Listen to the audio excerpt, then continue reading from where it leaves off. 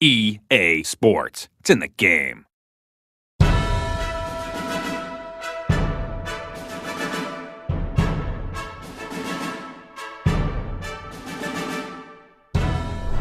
Hi, I'm Ben Hommiller. I'm Russ Canary. And we're here with our first blog of NCAA Football 11, chilling with our man Jim Thorpe over here.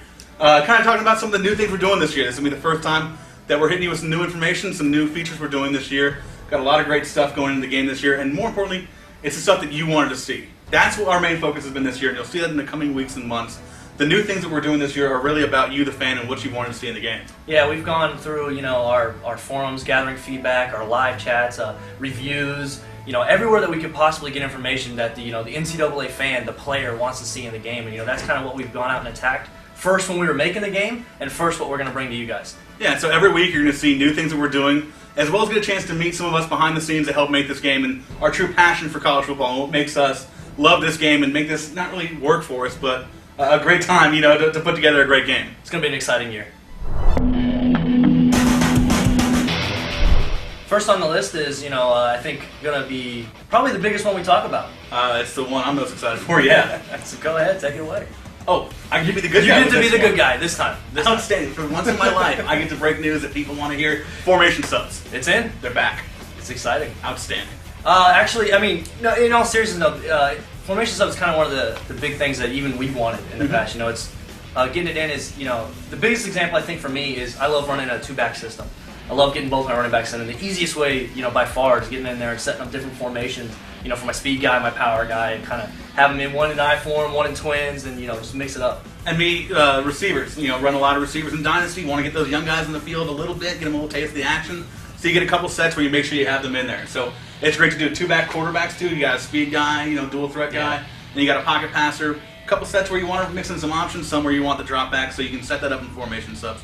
I mean, everything you can do in formation subs, from setting your up back on your fake punt, so you got the right guy back in there. If you're looking to rush on the end to try and block a field goal and you want your speedy guy out there, go ahead and set that up. And what's really neat is that actually, so it's going to be in-game, kind of like it was back on PS2 and Xbox. Right, yeah. Is you'll be able to change it in-game for online games, any play now or stuff like that. But the really cool part is in Dynasty, you'll be able to, and online Dynasty, you'll be able to actually go in, set it from the menu, go into game, and your formation subs will save throughout the entire year. So you can go in there and set it week 1, preseason, or keep changing it every single week. And you're setting, you might need to go back and update it based on an injury, but for the most part, you can set it once and be done with it. So that's outstanding. So we did it that way. It's not in the play call screen, so you're not burning down play clock to try and get your substitutions in there. You're able to set it up from the beginning and go from there. So the next thing we're going to talk about, autosave. Autosave's great. It's actually one of those things that I've noticed. You never notice it when it's there, right. But when it's not there, like we had, you definitely notice it. So autosave basically being that whenever you're in a dynasty, offline dynasty, or your profile or anything, anytime anything changes, we'll basically save it for you. From settings to when you've just finished a week, you've simmed through a week or played through your game or Road to Glory, finished up your game, whatever you've done. Once it's completed, it will go ahead and automatically save that file for you. Same thing with your profile too. This is probably the biggest part of this. So trophies. How many times have you won a trophy in the past? You get your Emerald Bowl trophy. You're so proud of your 7-6 season of the Emerald Bowl trophy. Rusty's not very good, and so he gets that trophy. And I need my trophies. I gotta have them saved. He wins this trophy. Finally, first trophy of his life.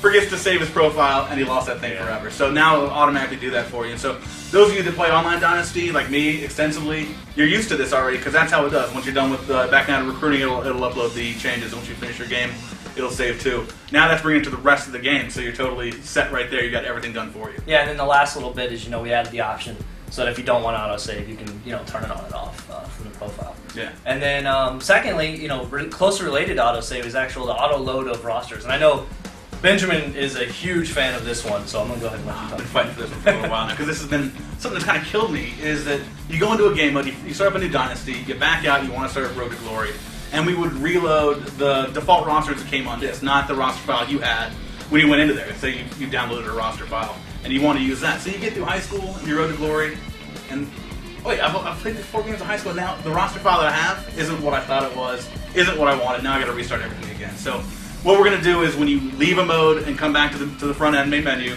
you'll wind up getting the rosters you had going into that mode originally. So if you have a roster file you like to use, you'll always have that loaded. It's auto loads from the beginning. It'll once you boot up the game, it'll be there. When you come out of any mode, it'll always be there for you. And actually, also on top of it, the extra little thing that came with auto-load rosters is when you download a new roster. Yes. So if you go and you search, I like the way Ben set up his rosters, and I want to download. I download them, and again, in years past, we would just after the download, you'd have the disc rosters. Yeah, and so I can't tell you how many times friends of mine are like, I downloaded these rosters, but where are they? Yeah. I don't see them. You had to go and actually find them, load them, and now you have them ready to go. And every time you load up the game from then on forth, they would load up. But the first time, I want to check these things out. Now I got to load them up. Well, we canceled that for you. That's now taken care of. As soon as you download a roster, boom, right there it goes. So you can go straight from downloading a roster into any game mode, and you'll have the downloaded roster there. You no longer have to go through the extra step of loading them yourself. Yeah, so you get a chance to check them out immediately. It's cool stuff.